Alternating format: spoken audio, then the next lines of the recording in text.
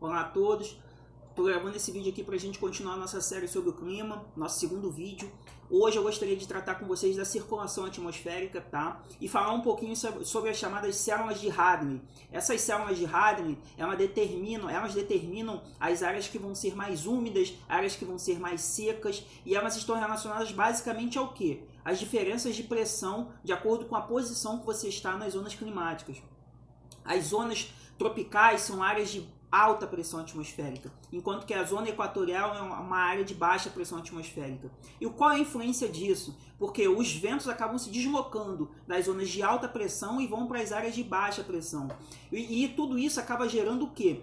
Grandes movimentos circulares do vento, e que isso acaba gerando movimentos ascendentes e descendentes desse mesmo vento.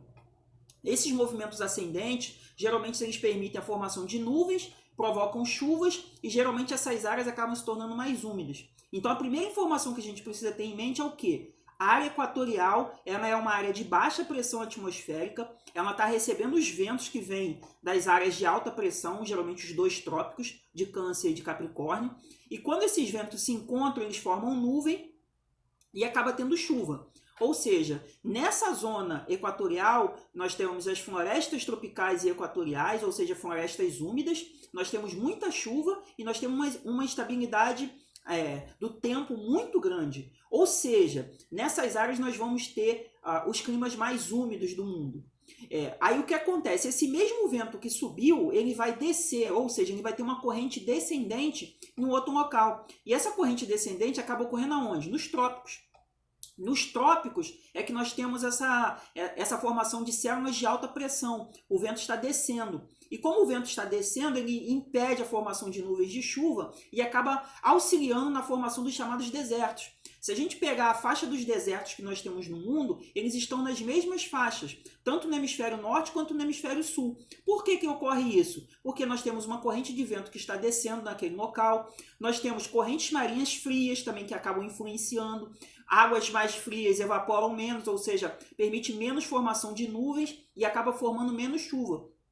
Ou seja, nessas áreas de alta pressão atmosférica é que se encontram os desertos, tanto no hemisfério norte quanto no hemisfério sul. Tá? Podemos dizer que a única área, ou pelo menos uma das áreas que não tem essa formação de desertos é aqui no Brasil.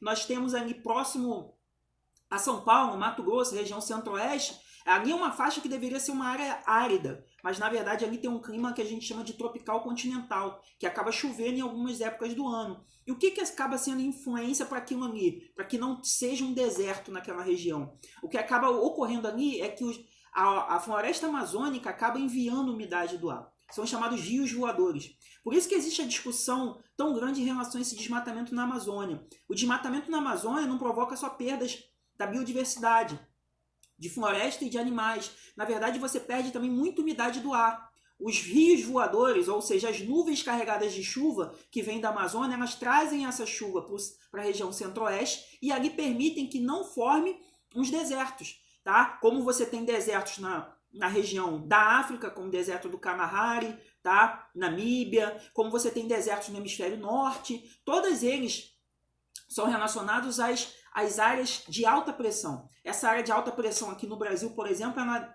sofre uma influência externa, que no caso são dos rios voadores, e a gente não tem essa formação de desertos.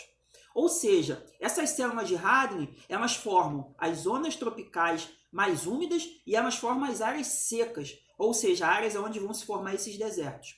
É importante também ressaltar a questão das correntes marinhas frias. Elas também acabam influenciando nessa não formação de chuva e influencia nessa formação de desertos. Outra questão que é sempre importante que vocês tenham em mente é o quê? É que, por causa dessa questão da baixa pressão atmosférica, é que essas regiões equatoriais, próximos à linha do Equador, elas acabam sofrendo mais com os fenômenos como tornado e furacão. Tá? Tufão é chamado lá na Ásia, né? Eles costumam chamar de tufão, mas esses fenômenos de furacão, tornado, eles estão relacionados muito intimamente com essa questão da baixa pressão atmosférica. São áreas onde os ventos se encontram e muitas das vezes esses ventos se encontram e acabam formando grandes tempestades. Tá? O tornado é uma tempestade de ventos, tá? E o furacão está relacionado a uma tempestade relacionada com muita chuva, tá? E ela se aproveita também de áreas onde tem águas muito quentes. A água quente acaba influenciando. Por que os Estados Unidos, o México, volta e meia eles sofrem com os furacões no período de verão deles? Existe o Golfo do México, que ali tem a chamada corrente do Golfo, que são águas quentes, né, o Caribe, né, que o pessoal costuma chamar. Essas águas quentes acabam gerando muito vapor d'água, e quando os furacões, as tempestades acabam passando por aquela região, elas acabam ganhando muita força e acabam chegando com muita violência nos territórios, tanto do México quanto dos Estados Unidos. E isso todos os anos ocorre.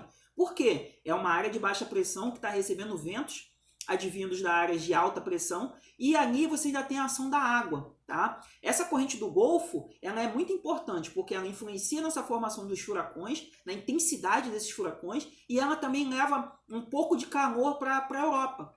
As áreas na Europa que são influenciadas pela corrente do Golfo, elas têm temperaturas mais amenas, ou seja, menos frias do que as áreas que não têm essa corrente. Tá bom? Eu espero que vocês tenham entendido essa relação entre alta e baixa pressão.